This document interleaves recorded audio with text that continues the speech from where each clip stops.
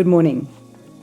Today, I'm privileged to be joined by Professor Zanele Muholi, the visual activist and the recipient of this year's 2026 Hasselblad Prize Laureate, one of the most prestigious honors in global photography. We were also deeply honored in September 2023 to feature Prof. Muholi on the cover of YourLuxury Africa. And it is an honor and a privilege today to have Prof. Muholi joining me for an interview and a little bit of information about what this moment means to them and their work. Prof. Muholi, good morning. Thank you for joining us. Huge congratulations on winning this year's Hasselblad Foundation International Award in Photography. What does this recognition mean to you personally at this stage of your journey? Thank you so much for inviting me to your studio. Your luxury means the most original cover I've ever had out of many, and I'm excited to be back here with you.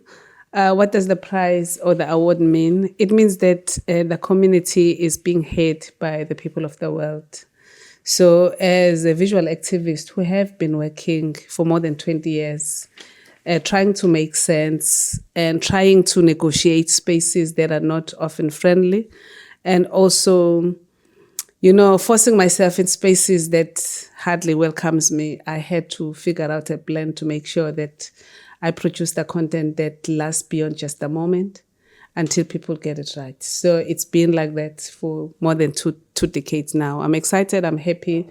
It's my mother's 90th birthday, so this is how I'm celebrating my mom. So this is like, they said somebody is turning in their grave typer in the most positive way now, because my ancestors are with me, are with us, and they say we are hearing you, we are seeing you alongside many other individuals who are decision makers, I guess, So I'm super excited. I'm happy for the Black queer and trans community, or Black LGBTQIA plus community, because this is the archive that I ever wanted to see, exist. Other people might not understand, but then also to say that the world gets to know that there is a foundation like Hasselblad specifically that has been seeing a lot of photographers and a lot of other creatives from different parts of the world. So being the Black South African to receive this prize means a lot. And the person who came before me is David Goldblatt, who happened to be my mentor and has since passed, who was quite supportive with almost all that I've ever done. So 20 years in between, from the one that he got in 2006 to 2026, that huge gap. That doesn't mean that people have not been working, but it means that, being nominated by the Hasselblad, a lot of people of the world who are creatives are doing bigger things, and it takes fewer individuals to be chosen. So I'm honored and humbled for being the chosen one in 26. This moment, you're talking about moments, feels significant not only for you as a queer artist, but for South African photography and African visual storytelling. And we're all about storytelling. How do you see the impact on this continent's creative landscape and on global perceptions of African artists? Your award. South Africa, with more than 50 million people, imagine if every household were to be given a chance to tell their own oral stories. Each household has a camera in which they document every movement that is happening in those spaces. It will mean that South Africa has the biggest visual archive that never existed in any country's history. I'm talking positive, documentation that speaks to the generations to come. Let's think of it in that way, like how, our government, how our country needs to have its generation as educated, we preach education, and then without education, some of these narratives will be impossible. Some of these archives will be impossible because people need to be super informed. For people to understand the covers of the magazine, they need to think of time and timing. And circulation means understanding, and understanding means consumption, and consumption means something else. So we need to have a full understanding of what is going on in South Africa, in our country, and of why we need to make sure that we preserve information that has to do with our family lineage or family trees or whatever. Because it means that we exist. It means that with each and every existence of a person, resistance of a community, the need for insistence and keep on, repeating this information, people will get it, slowly and surely, But then it means it has a lot to do with education. And we've talked about South African creatives or African creatives. Artists cannot create without being resourced. Artists need support. Artists need resources. Artists need spaces in which they create without fear of being sidelined and persecuted by those who are in positions of power. We sometimes need to be mindful when we mix politics and art, because art becomes that outlet in which we find ourselves, we find our healing together from many traumatic, experiences. So I think that for any child or society, we need to make sure that we have spaces for recreational spaces and creative spaces for our youth to grow, knowing that the environments in which they live, they're safer. It doesn't matter what career move we take or career choice we choose, but without art, I think it's impossible. So I regard the teachers in different faculties as creatives, the doctors who discover new things and sciences and medicine, whatever, strategies, as artists, the mathematicians as artists. So there's this level of undermining artists at times where, other professions are seen as better than the arts. But sadly, people need to give themselves time and understand the artist and learn about the arts in order for the society to heal in general. So in all or in short, artists need resources. They need to be resourced. They need support, emotional support, financial support. They need amplification. And also to be seen. Yeah. And if artists are not published in this manner, it would mean that they don't exist, and yet they do exist, So the more we see different faces, the more we are exposed to different, covers or visuals, it changes the way in which people think or perceive art. So I appreciate if we were to speak from different departments, and if you come with your luxury, it means that an artist that might have not been known by a certain, group of people or possible clients, then they get to be launched, through the magazines that, are invested into art, like YourLuxury. And I'm glad you mentioned that about the arts and supporting the arts. We are very strong, and as you know, our editor, Lorata Shabalala, is very strong about supporting the arts. It's for us an important facet, and not only your cover, but whether it's Zizi, whether it is Osvaldo Ferreira in this last issue, we really are happy to amplify the arts because it's important for us. Your work is often described as visual activism, rooted in dignity, identity and representation, very strongly. How is this relationship between art and activism, and you've covered it a bit, and community, activated and evolved in your practice over the years?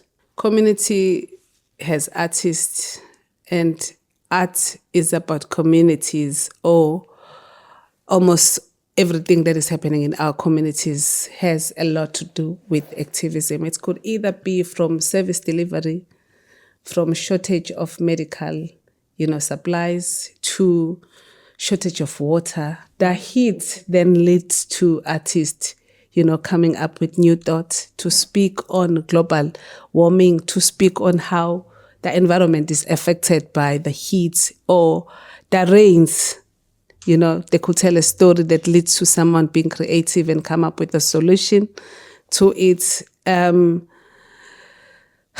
disparities that our communities find themselves in. And inequities that are taking place in various spaces, communities, displacement for some, forces us as visual activists to take action and capture those realities of our people, Products that we use on daily basis have a good impact or a negative impact in other people's lives. It means that something needs to be said about it in order to fix that mistake that might, dent people's lives in a way. So this is what I'm talking about with like visual activism. So speaking between like the art itself, what is art, then photography falls under art, and then what is activism? Activism is the act in which we speak against anything that is unjust for many. And then now speaking of like this activism and this art and the artist and the activist and the community and how the community communicates to ensure that everything that displaces or affects, or violates human beings in those surroundings need to be said or fixed or dealt with in the most, like immediately, if I could call it so. Once all this art is produced, it needs to be exhibited. And it means that if those who own galleries, the museums who are meant to be spaces to showcase this work are not open enough, some action needs to take place. And if we deal with racists, if we deal with homophobes, if we deal with transphobes, something needs to be said and dealt with.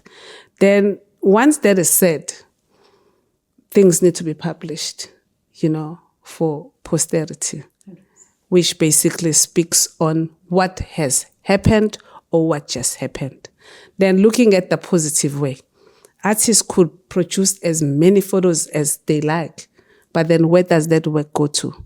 It needs to go to some publication in order to be used for education.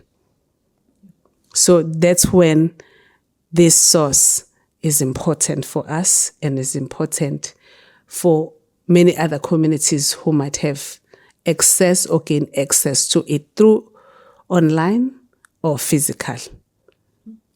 And then if now the editors and directors of these magazines are homophobic, are transphobic, are xenophobic and racist, it would mean that we have to fight another war and challenge such in order to make sure that nobody's left out and nobody is discriminated simply because of their expression. So we need to live by the Constitution of South Africa.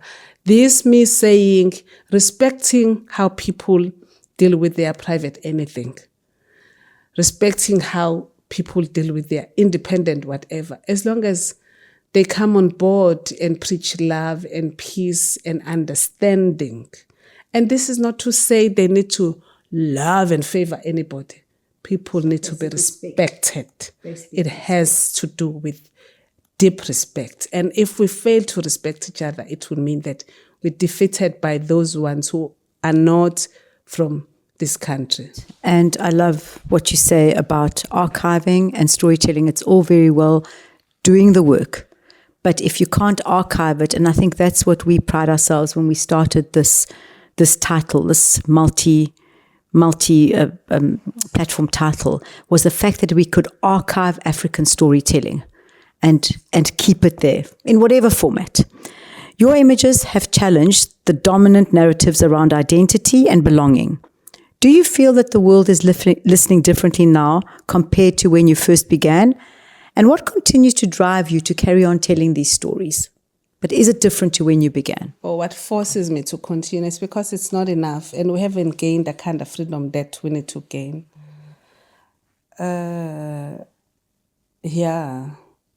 It's not over yet. There are people who are born as we seated here who will come out earlier than others because of support systems that are in place and how this content that I'm producing different than of yesteryear, because yesteryear didn't have much, high tech that we are exposed to now. When some of us came out, it was like during the telegram age.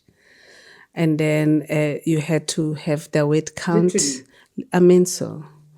and we have to have the word count. I mean, we are that queer generation of the floppy disk and DOS. So You're not that old. Listen to me. We are the generation of the Lucky Star kind of dark T-shirt. No, you're not that old. I mean, so because I've been out since I was like, I had my first experience when I was 8 years old, but then I don't come from fancy. Then I came out to myself when I was 16. So it means that I have pretty good, decades of experience, Yeah, you know what I'm saying? But nonetheless, so this is to say basically, it's better now because of the social media and better tech, systems or softwares in place. It's much better. So say you want to be part of a movement, you could join those groups online. Whereas before, can imagine sending a letter from KZN just to meet a lover who lives in Cape Town and not even knowing that letter will ever reach. You know what I'm saying? Cell phones even. And also coming from a space where having a black woman or black queer person on cover was like a no-no because of belief system and religion that kind of like been used against us. That's what I mean. And also we have constitution that's been challenged and revised, to accommodate diversity in many ways in this country, where in other countries in the continent, people can't even dare mention. Yeah, so to this day, we need to pride ourselves for being advanced and also having a government that is that kind of like listens and allows people to be, which does not happen to everyone, Though there are glitches there and then, there's still like some incidents of hate crimes there and then, but South Africa still becomes a better place that allows people to be themselves without further persecution. Nobody gets arrested here just because they've killed the same sex. Nobody gets sidelined here simply because they just like went to the beach and swim topless with their scars from whatever. So I could say we are better off, but to say how is this work different than the work of 20 years ago? 20 years ago, I could not have access to the archive as much as I do now. And then I didn't have as many spaces to showcase my work as much as I do now. So I could say the past 10 years have been like kind of better. And I work with the gallery that, supported me in many other ways. I did not have to be closeted at the gallery that I work with. Same like the galleries that I work with now. I don't even need to mention that I'm queer because I come as I am. And there's no other way that I could try to be fancy or try to say something that I'm not. So I'm me. And then I'll continue to produce this content for other people to gain the freedom that projects their true selves in those spaces. Looking back, which moments or collaborations have been turning point in shaping the artist that you are today? And I think you've kind of answered how important are platforms like YourLuxury Africa to amplify African creative voices. And it's been important on your journey. I think you have kind of answered that. But which other moments or collaborations have been important for you in amplifying your journey? There are many good collaborations that I've had in the past. Also, I could say it's about what I've done that might not have been seen as collaboration with other people who are in top positions. So I'm just like, I want to say I'm ordinary. Yes. I'm not extraordinary. I'm just a normal person. So the collaborations that I may wish to speak about are with people who are not quite known. Therefore, people might not regard them as collaborations. They will think of maybe something else that I don't wish to be part of. My special moment have been, I'd say, working relations. I've worked very well with Linda Gaqampe, who is a mother of 4 and not queer, definitely, and very sober. It's very important to say so. I'd say she grounds me in every other way, and then she tells me that I'm worthy almost every day, and she reminds me that the work that I do for our community makes sense. This is the most simplest person from Ekailich, who is so beautiful, person that makes me feel safe in her presence. And the contemporary, of course, because she's an adult. Yeah. So I love her. I love this woman. And I'm grateful that her husband has given me this opportunity to spend with the wife. We've done a whole lot of things together. We have traveled together to so many places. And when I'm really out of order, she reminds me to remember life and where I come from. So when are you out of order, Prof? Sometimes I tend to do things that are not right, and I can't even mention because I don't want people to be like that. But you accept that. Sometimes I get so tired, and then other people might look at that as me being procrastinating, but they won't understand that I hardly sleep and I sleep less. Sometimes I have other tendencies that irritate me myself, Sometimes I don't even know what I'm doing. So to have that person tell me that come back to life, it's easier. So that's the good support. And then I've worked with Lerato Dumse, who helped me at the time when I needed also guidance the most, Almost 10 years ago, I had a difficult operation. So if it wasn't for her, for sure I would have died. Yeah. And she gave me the support that I needed and even made an appointment to see the doctor and was with me before I even gone on theater. So I'd say she has been my sister, she's been my niece, she has been my friend, she's been every other thing that, yeah. Then my sisters as well. I could say, because collaboration sometimes doesn't need to be about work. It could be about knowing that somebody is there, when you think you're hearing only your voice, when you're almost losing your head because the artificial world occupants, they get caught up in that space and they might say you are it when you are not and you just want to be normal. So I'd say my sisters have played their own role, wicked or queer or otherwise. Yeah. I'm raised by women. Yeah. And then I work with Lufuno, who is my current right hand. Yeah. I don't want to say she's a face, but we have done so much things in less than a year. So she's sharp and she's fast. With this extraordinary recognition, and we nearly finished, what excites you most about the next chapter of your work? I suppose I'm going to ask for a little exclusive. And are there stories and ideas that you feel compelled to explore still that are very different? I suppose a little bit about what's happening in the future. And it might be under embargo.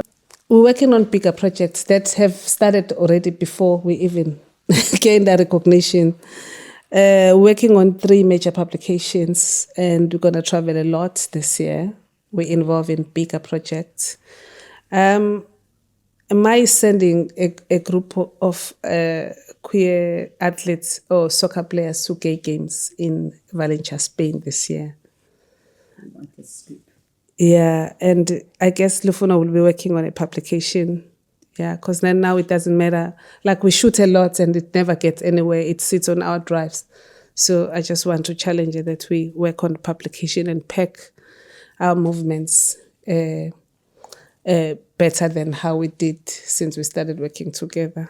We're working on 3 major publications. I'm working on the Faces and Phases 20 because there's a project that I've been working on for 20 years now, since 2006 until 2026. And then we continue in 2027. We have a big upcoming show in September with Noval Foundation. Lufuno will be curating women. So my supporting these women to make sure that they get the best show in a space that is known with fancy and high quality work. We also, one book for Faces and Phases, another book for Brave Beauties, which is a series of transgender women. Then we just finished 2 big commissions. I've commissioned men to photograph men, and each man photograph 100 if they complied and did things right, each person were to photograph 100 men per person. And it means that if one man photograph 100, we have 1,000 men photographed by 10 men. Then I have commissioned women to photograph Black women in their communities to make sure that we have an archive that is independent, that is accessible to members of our communities. We also training youth in like the photo experience. We call it photo experience, not training, because there's no graduation and so on. We just like train, make sure that people get to exhibit for the first time in their lives, and then we expand yet another archive. We want to encourage that our children document their families whilst they are still there and get to see progress, and their parents also see growth, Like a time screen. Beautiful, beautiful, beautiful. We're going to share that with you. We also work with the school. I adopted the visual arts class in Natal, in one of the Durban schools. They were at the Cape Town Art Fair. So those youth, they gain experience that they won't often get if they did not move from Durban to come to the 2026 Cape Town Art Fair. So we're doing bigger things that are larger than life. And these are independent projects that I have been financing for before the award or before the prize. It's just part of what I do because I care for my community and I love South Africa. And finally, Prof, the last word. Many years from now, what do you hope people will understand and remember from your work and what you have captured through your lens many years from now? If I walk into this place, if I walk into your home and then I see books and I see music and I see paintings on the walls and I see pictures on the walls, it is my wish that we walk into spaces where we see records of our people with covers made by us, seats on the couch or chairs on the table. It's magazines of people that are produced by us for our grandchildren. When we age and we look back and we see our work presented on the table, on the shelves, and we listen to our music, I'll be happy. I'll know that I have made a mark. I'll know that I've contributed something toward South Africa that get to be known, received, and be consumed by the people themselves. Before they say for us, by us type of situation, then I live with this notion of like for us, before us type of situation. It's still, they call it FUBU. So before us, they were our great-great-grandmothers. And because of the system and apartheid in place, they couldn't express themselves the way that I do.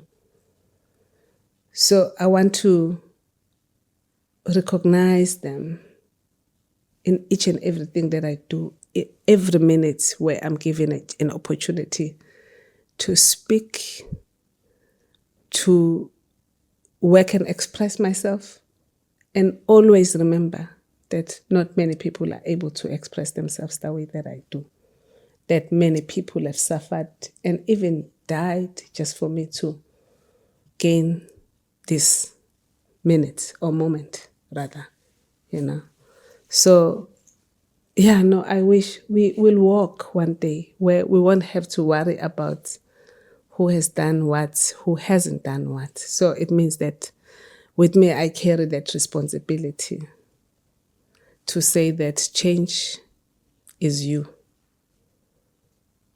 And you are the community. So when we see people, we project ourselves or place ourselves as dot within those spaces and then question ourselves, what is my role as a human being in this lifetime?